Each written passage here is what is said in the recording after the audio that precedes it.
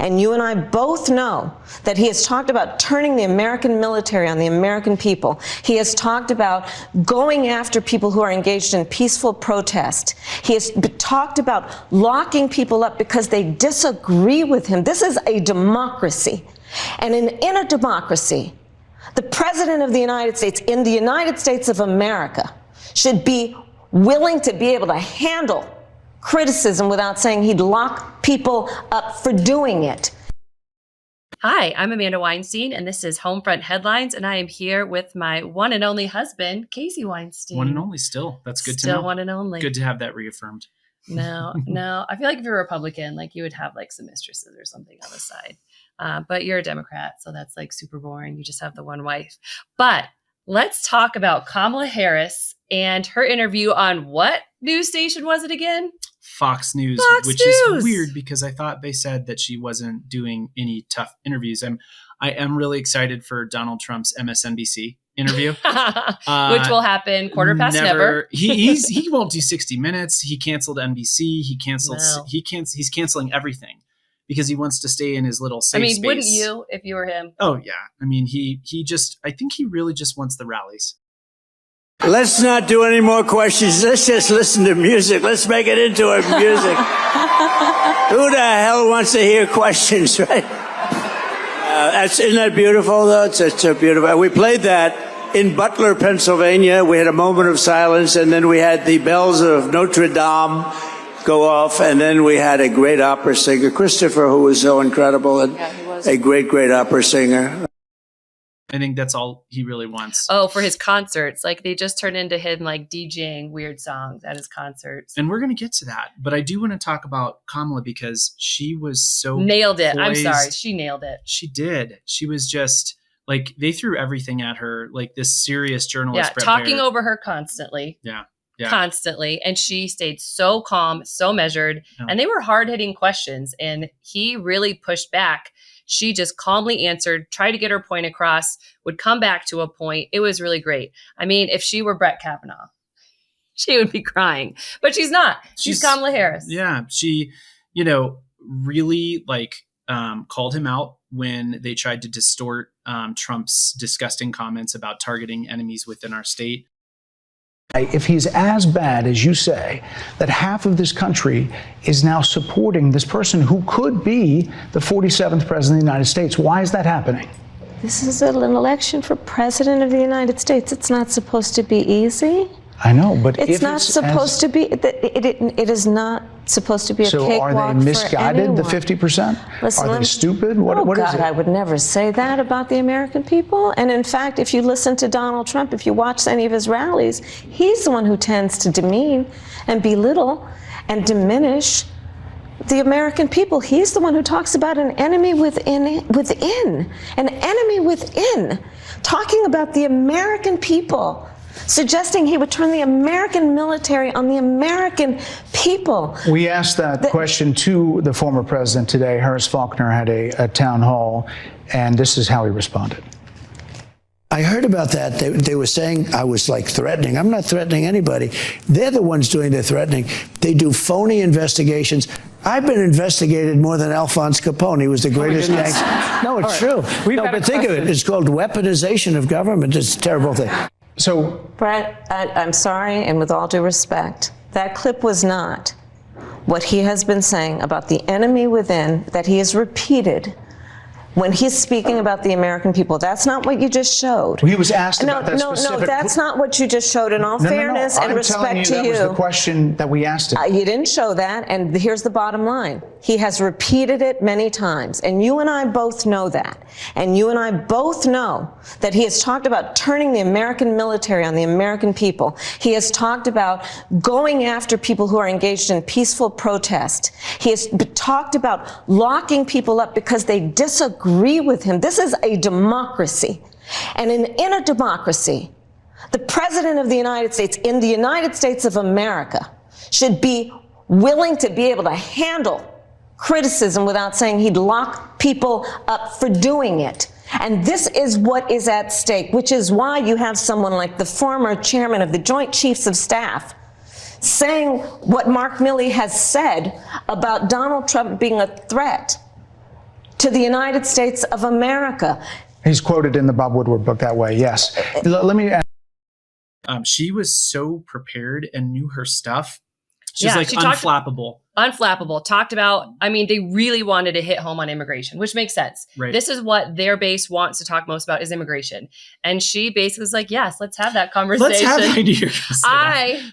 She was talking about how she is a prosecutor and she has actually prosecuted these cases. And she Right. talked about her own experience, of which Donald Trump has no experience prosecuting any types of cases related to that at all. And And the policies they have, the policies that they have done from day one, the policies that they're going to do, and the policies that Trump himself blocked related to immigration. Just hammered home point after point. What was he going to run on if they solved the problem? Exactly. Which they had a bipartisan agreement to do. But look, I just think in the home stretch of the campaign, she has hit her stride. She has been so strong.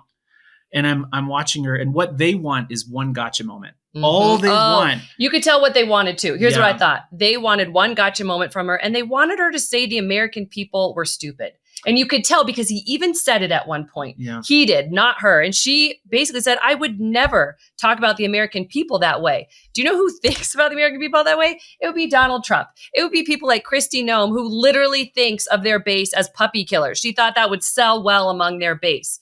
That is what they thought, and they tried to get her to say, but the truth is she doesn't think that way about the American people. No, like it was disgusting to your point that they were trying to get her to say something bad about Trump supporters, but No. that's not her campaign. That's No. not her. She's a uniter. Yeah. And she's Because if there's a disaster, she would send funds to every state, unlike another president we had who didn't want to send funds to the states, even where he had supporters, but where the supporters weren't the majority. and when he's not in power, which is right now, he just lies and says that that FEMA isn't on the ground to the point where one of his supporters is hunting FEMA agents. Like, the man is an absolute cancer trying to rip us apart. And she is like trying to unite us. Mm-hmm. And Fox tried to expose anything they could for one clip. And you know how hard it is, like in politics, to always be right. And then the standard that they have for her as a black So woman different. and as a president, like so high. And she nailed it. And they, of course, the last thing I want to say on this is they tried to say, oh, you're just going to be a continuation of the Biden presidency. Oh, yeah. Not Not that there's anything wrong with that, except she's her own person. Yes. Right. And said, no, Yeah. I'm my own person. I have my own experiences. I'm a whole different human being from Joe Biden, and my presidency will be different. She's not trying to be a carbon copy of Joe Biden, because the best she could ever be is a second-rate Joe Biden. She is the best Kamala Harris she can be, and she has the experiences to run on, and she has the platform.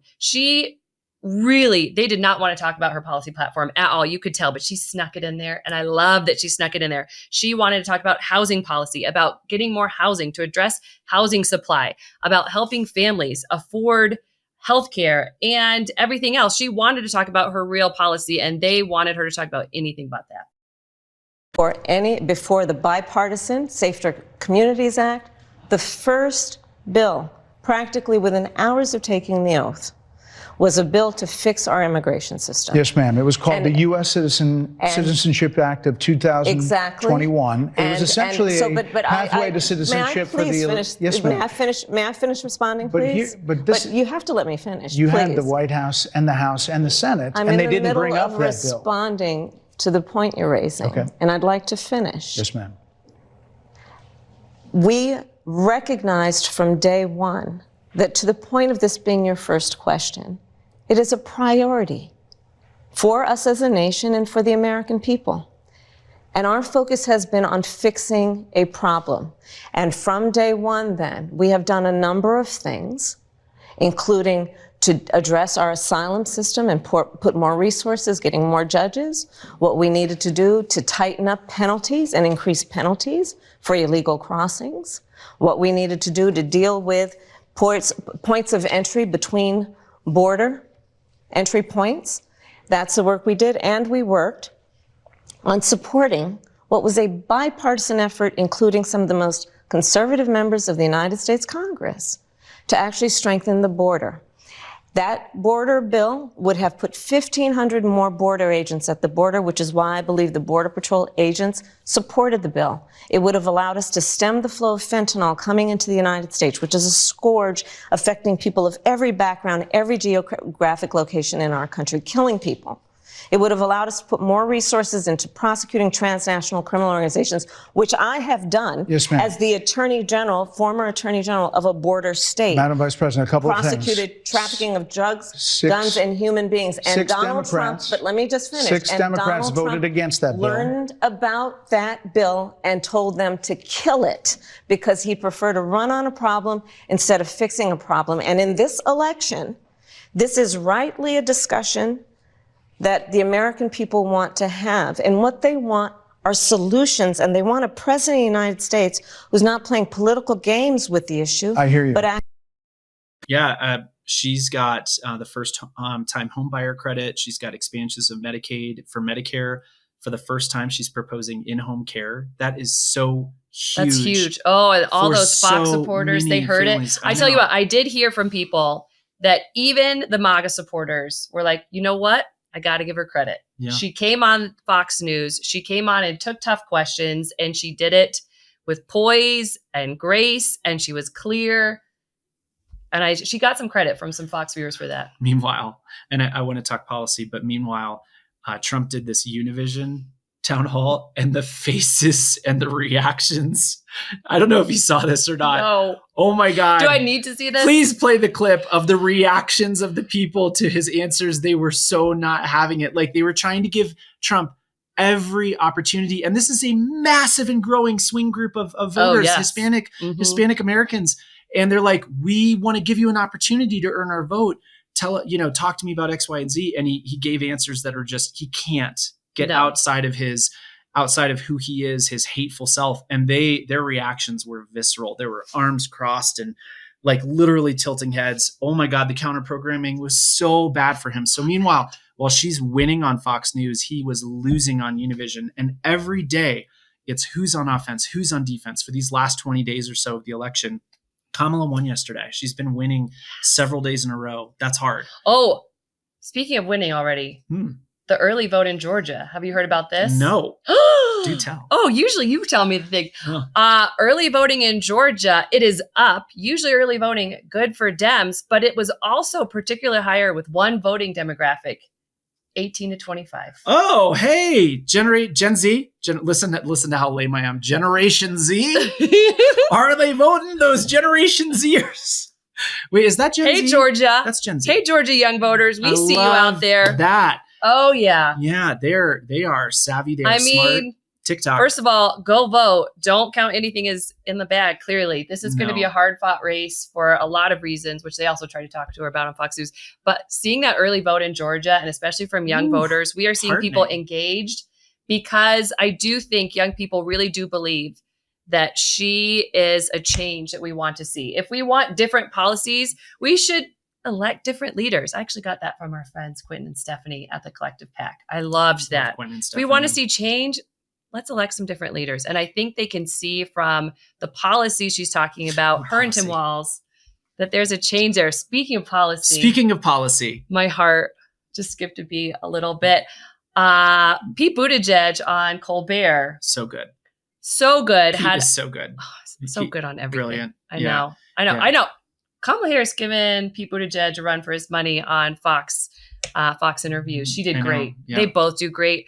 Pete Buttigieg on Colbert, though, was like, look, a lot of the political pundits, a lot of the people who give advice on politics say people don't care about policy, don't talk about policy. It's all about personality. And Pete Buttigieg basically said BS, because do you know what people have responded to more than anything? Was when the Republicans tried to write down their policies on paper, and that is Project 2025. People want to talk about that. And man, it turns out super unpopular. Yeah, 4% approval. Like, that's there's low. Nothing in America that pulls that low. I mean, like, no, I think like nothing pulls as low as Project 2025. I think like someone putting like a flaming bag of dog poo on your door gets slightly higher than 4%. It would pull higher. Yeah, so that's basically Project 2025. It is massively unpopular for being very extreme and having policies that 900 pages. that don't even benefit most Americans. Right. It literally would do away with so much of government that we need, especially that we have seen recently. We have seen how important that FEMA is. We've seen how important to know about weather events and how to respond to weather events. We've seen how important the Fed is in dealing with inflation. We had the best response to inflation of any OECD country. We see how important that government is in our lives, and they want to do away with all of it and raise taxes for the middle class and lower class. Oh, and bring taxes down for who? Oh, that would be the rich people, because that's always their policy plan. Well, she just went full economist on you right there, if you give her an opportunity. But I do want to talk about one aspect of Project 2025, and that's what it does to veterans. Amanda and I are both veterans. In fact, you may notice our different background because we are in Colorado Springs for our 20th Air Force Academy class reunion, class of 2004. You must have been real young when we were there, right? Yeah. We actually got engaged at this hotel that we're at. So it's really cool to be back with our kiddos. But Project 2025. I said yes, by the way, in case you were wondering. She did. We have it on. We actually have that on video. We have that on video, but it's on a DVD, and we have no don't know way how to play a DVD anymore. But look you have how to comment us. How do we do? How do we? We should play that sometime. But anyway. I never want to hear a MAGA tell me that they support our veterans, because Project 2025 guts protections and benefits for our veterans. And that for us is incredibly personal, because our classmates who we served with, who went off to defend our country, dealt with things like burn pits, and they've dealt with things like injuries. Yep. And the many Republicans who voted against the PACT Act, and the many Republicans who are in waiting to enable and enact Project 2025, this really pisses me off. Like, this is a direct attack on our veterans. And like, we are potentially just months away from seeing this happen. We can't let that happen. No. Project 2025 is a direct attack on America. It is a plan of attack to attack Americans and to attack our democracy, and everything that flag stands for.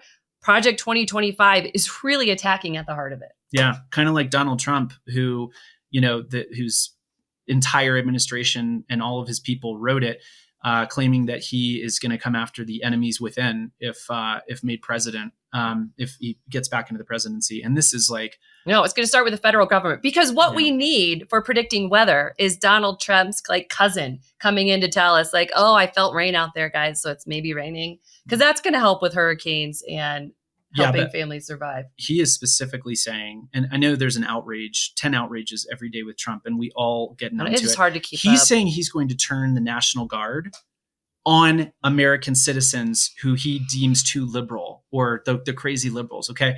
That's us. All right. So that is fascism. That is using the state to target your political enemies, your domestic political enemies. We can see what this looks like in other countries, and it looks like their own citizens dying. Yeah. Yeah. Hey, if you're interested in this whole thing, move to Iran. No rights for women, theocratic men, fascism. Hi, our daughter's making a cameo back there. Hi, you're on. It's like, we have examples of this throughout the world. These are our arch enemies. This is what George W. Bush called the axis of evil. They're the ones who target the state against their own citizens. They're the one, like Amanda said, who gut the civil service and just make it sycophants who are going to say whatever, it's not a hurricane. It's a friendly Trump wave that's coming our way. It's a swirly storm. It's just a swirly storm. It's just a little swirly storm, and you see the stakes of that just in the last couple weeks. And it's just, the stakes are so high, and he's telling us all what he would do. We have, right? And early voting is now. The election is now. So we got to get out there and face this stuff and vote. Yeah. Yeah. Let's do it. Let's get out there and vote. A lot of people early voting now. I know. Heard early here. I've heard this from other experts. Early vote. Do the early voting. Get it in. Make sure it's done, because shit happens. Voting day. You never know. We haven't voted yet. We will. We will early vote. We should early vote. We will early vote in person. Yeah. We will early vote in person. That's the way to do it. But a lot of people ask me, I'm on the ballot, I'm running for state senate. What can we do at this point? Well, first of all, vote. And that is the most important thing. Tell all your friends to vote. Yeah. Drive other people that need help getting to the polls. Absolutely. Bonus, all the texts you're getting. And I know you're getting a lot of texts. Oh my gosh, like so many texts. You'll go off those lists. Stop a lot. If you vote early, you will be removed from a lot of those. Like a lot of those lists will no longer target you. They'll only Why have target we not voted already? We should vote because I'm getting so many texts. We need to stop that. Yeah, all right. we do. Okay. And then keep supporting your candidates all the way through the finish line. Get out there, work the polls if you can. Be a poll greeter, hand out the slate card. Talk to your friends. Come up in conversation. Hey, this is a good cup of coffee. You voted yet? Mm. You could really slide that in anywhere. Checking out the grocery store. Hey, thanks for your help on this. Have you voted yet? The most powerful message is not from me or any candidate. It's from a friend. It's from someone you trust. It's from your spouse. It's from someone like that who tells you how they're feeling and how these policies could affect each other. So have those conversations. This is the time to do it. Absolutely. All right. Yep. Let's go vote. Yeah. Well, thanks, we everyone. are going to go to this reunion. Go Falcons. Class 2004, widely known as the best Air Force Academy class. Oh, yeah. That's my understanding. Yeah. We're out, and we look forward to seeing you next week on Homefront Headlines. Thanks, everyone. Love this video? Make sure you stay up to date on the latest breaking news and all things Meidas by signing up to the MeidasTouch newsletter at MeidasTouch.com/newsletter.